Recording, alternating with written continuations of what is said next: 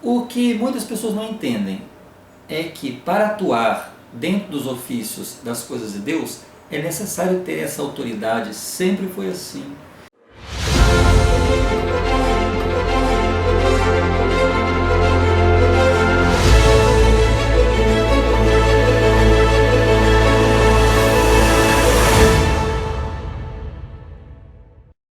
Todas as vezes que o Senhor se manifestava a todos os povos, a todos os profetas, a todos os seus discípulos, quando Jesus Cristo vem, sempre ele falava sobre isso. É necessário que a pessoa tivesse essa autoridade.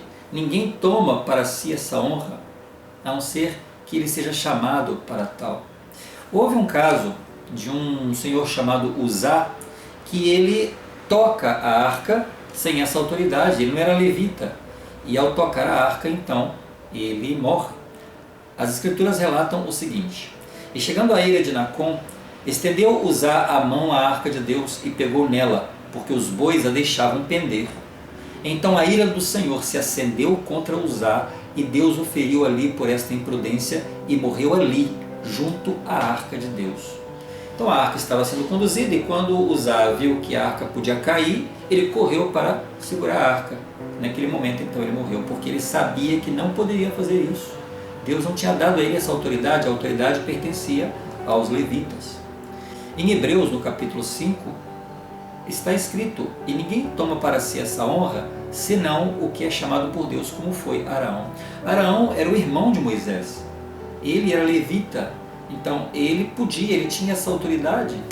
Os filhos de Arão também vão ter essa autoridade. É necessário que a pessoa possuísse a autoridade, o sacerdócio de Arão, que é o sacerdócio menor, e com essa autoridade, então, poderiam tocar na arca. Na época do profeta Samuel, ocorreu um fato relacionado com essa autoridade. O rei Saul foi o escolhido por Deus para ser o primeiro rei de Israel. O povo havia decidido que não queriam mais serem guiados por juízes, por profetas, e eles decidem então que, em lugar de ter Deus como o seu líder, o seu rei, eles queriam um rei como os outros povos vizinhos, como os amonitas, como os filisteus. Ele queria ter alguém que os representasse, até mesmo como o Egito tinha um faraó, então eles queriam ter um representante na terra que os liderasse. Então Saul é chamado como o primeiro rei de Israel. O que ocorre é que Samuel iria fazer um holocausto, um sacrifício a Deus. E naquele momento ele estava ausente, ele ainda não tinha chegado para fazer esse holocausto.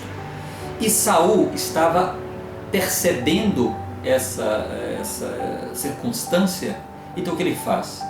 Ele decide então substituir o profeta Samuel. Saul, ele tinha muito poder como o rei, mas ele não tinha todo o poder. Aquele poder, aquela autoridade para o holocausto cabia a Samuel. E assim, Saul ele tenta fazer as funções do profeta Samuel. Que o Samuel era levita e ele tinha essa atribuição. E Saul tenta substituí-lo fazendo essas atribuições de Samuel. E naquele momento então, ele é rejeitado, ele é destituído do cargo de rei, exatamente porque ele viola essa autoridade.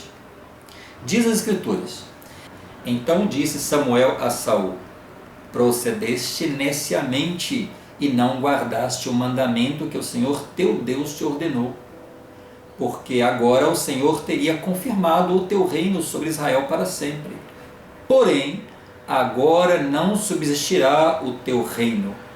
Já tem buscado o Senhor para si um homem segundo o seu coração, e já lhe tem ordenado o Senhor que seja capitão sobre o seu povo, porquanto não guardaste o que o Senhor te ordenou. Então ali, Saul perde a sua autoridade por haver violado uma lei, o direito de fazer as ordenanças, ou fazer holocaustos, ou proceder como os levitas. E Saul tenta violar essa lei porque era um rei, e ele é destituído então por Deus. Assim ele perde a sua posição de rei sobre Israel. Deus nos dá mandamentos, nos instrui em como devemos agir, o que devemos fazer e como devemos fazer. Quando violamos essas leis, perdemos a oportunidade de sermos abençoados. Espero que você tenha gostado, e se gostou, dá o seu like, compartilha para que outros possam ter esse mesmo conhecimento. Até a próxima.